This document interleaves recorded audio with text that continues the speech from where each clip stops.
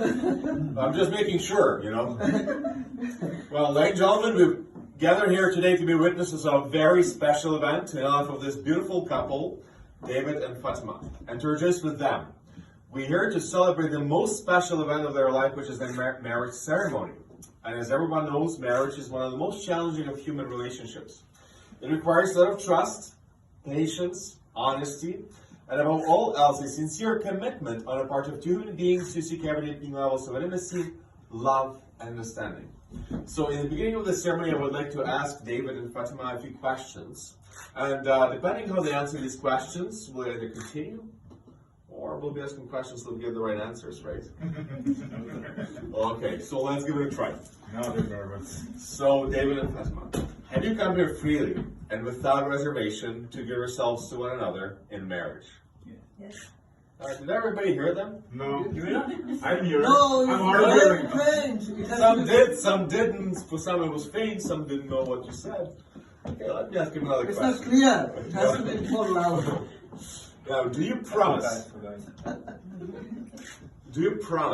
to love one another as husband and wife for the rest of your lives? Yes, we do. Okay, that was much better. You're cooperating. As we can all imagine, a very special feeling about this couple here today. And it's a feeling that we all know because we all experience it from the very beginning of our life. And of course, we're talking about love. And we experience love in all its shapes and forms because when we are born, we'll learn to love our parents, our mother and our father. And it's a very strong kind of love that we carry in our hearts as children through our entire life.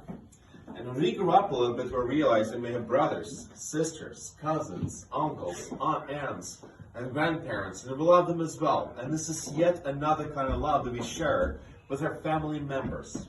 And also, we share a lot of friendship with many, many people throughout our life. But when we grow up and become mature adults, we realize that we still have a lot more of that feeling left in our hearts. But this love is very special. Because this love we can share with one person and one person only, and for the rest of our lives. And today, David and Fatima, you're standing in front of each other and your families and friends because you found that very special person who you will be sharing your love with for the rest of your lives. And that's a great blessing. Because you found one another, your other half. But love is not just a feeling. Because if you look at love as a feeling only, it may depend on other things. Like our emotional state, sometimes it's up and down. The weather, we don't know what to expect tomorrow. I don't know, stock market. But when we look at love as a very special commitment, the kind of commitment that does not have an expiry date because it lasts for the rest of our lives. That type of love becomes so much more meaningful, stronger, and happier. And it's that love, based on commitments, that brought David and Fatima here today.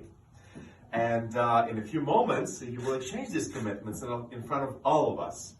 And we call these commitments marriage vows.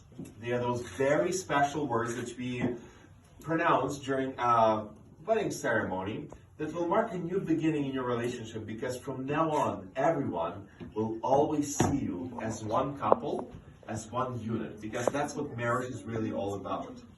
And it's very important that these commitments that you're about to exchange here today do not just, happen today, but that they continue every day of your life, because we in marriage are supposed to express our commitments and to reinforce them every day of our life.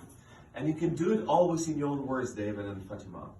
Because even if you don't remember every single formal word of these marriage vows, the spirit of these words will remain in your hearts forever. And just remember, every morning when you wake up and look at each other with a smile, you're expressing marriage vows. Every time when you say, I love you, you're repeating marriage vows. Every time when you do something for each other, whether you sacrifice your time or anything you may have, you're expressing your marriage vows.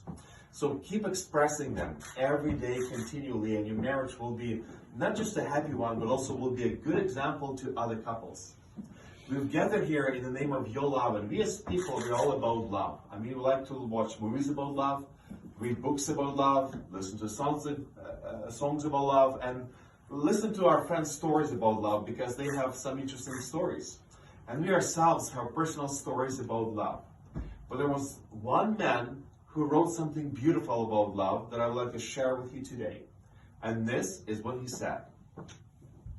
Love is always patient and kind. It is never jealous. It is never boastful or conceited. It is not rude or selfish. It does not take offense and is not resentful. Love takes no pleasure in other people's sins, but delights in the truth. It bears all things, believes all things, is always ready to excuse, to trust, to hope, and to endure whatever comes. Love never ends. Dear Fatima and David, your families and friends are here today because they also know that your love will never end. And now, the time has come for you to exchange these marriage vows.